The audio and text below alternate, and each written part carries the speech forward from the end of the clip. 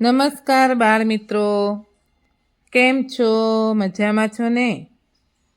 ચાલો આજે પાછી નવી એક વાર્તા સાંભળવા માટે તૈયાર થઈ જાઓ. એક હતા વાંદરાભાઈ. એ તો એક ઝાડ પરથી બીજા ઝાડ પર કૂદાકૂદ કરે અને હુપાહુપ કરી મૂકે. એકવાર એમણે ઝાડ નીચેથી ચશ્મા મળ્યા. વાંદરાભાઈએ તો ચશ્મા પહેર્યા તો આ શું? એમને તો બધું રંગબેરંગી દેખાવા લાગ્યું. એમને તો સુંદર પરી, ચાંદામામા, ડુંગર, નદી, વિમાન એમ બધું જાત જાતનું દેખાવા લાગ્યું. એ તો ખુશ થઈ ગયા અને કૂદકા મારવા લાગ્યા અને બોલવા લાગ્યા, ચશ્મા રે ચશ્મા, જાદુઈ ચશ્મા, મારી પાસે છે જાદુઈ ચશ્મા. ચશ્મા પહેરો દુનિયા દેખો, પૈસા ફેંકો તમાશા દેખો. વાંદરાભાઈનો આ અવાજ સાંભળી બધા ત્યાં આવી ચડ્યા. બધા કહે, આ શું છે વાંદરાભાઈ? કેમ બૂમો પાડો છો? વાંદરાભાઈ કહે, આ જુઓ, મારી પાસે જાદુઈ ચશ્મા છે. એને પહેરીએ એટલે આખી દુનિયા જોઈ શકાય છે. બધાને નવાઈ લાગી. એમાંથી સની શિયાળ બોલ્યું, લાવો તો વાંદરાભાઈ, મને પહેરવા આપો તો. વાંદરાભાઈ કહે, એમ ના મળે, 100 રૂપિયા થશે. 100 રૂપિયા આપો અને દુનિયા જુઓ. શિયાળે તો 100 રૂપિયા આપ્યા અને ચશ્મા પહેર્યા. એને બધું દેખાવા લાગ્યું. એ તો ખૂબ જ ખુશ થઈ ગયું અને કૂદવા લાગ્યું.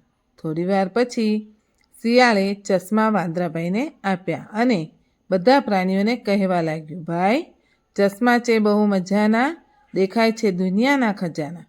પછી તો વાંદરાભાઈને કમાવાનું સાધન મળી ગયું.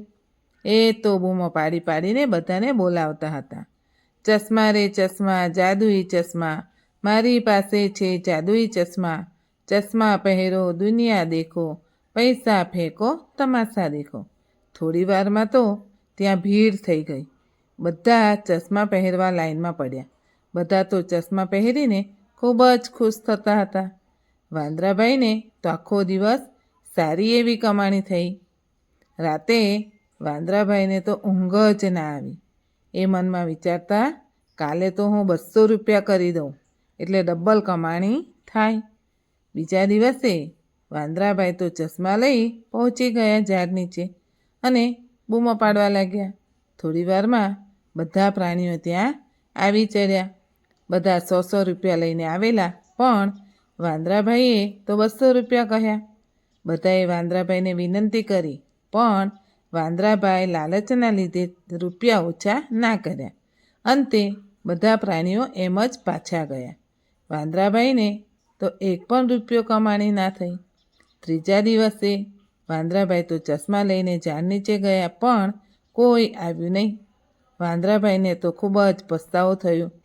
એમને એમની ભૂલ સમજાઈ. એમને થયું કે જો મેં લાલચ ના કરી હોત તો સારું, પણ હવે શું થાય? એટલે જોઈને બાળ દોસ્તો, લાલચ બુરી બલા છે. એમણે લોભ કર્યો તો કમાણી કરતા હતા તે પણ ગુમાવી. તો આપણે પણ ક્યારેય લોભ કરવો જોઈએ નહીં. તો ચાલો આવજો. આવતા રવિવારે વાર્તા સાંભળવા માટે આવી જજો. આવજો.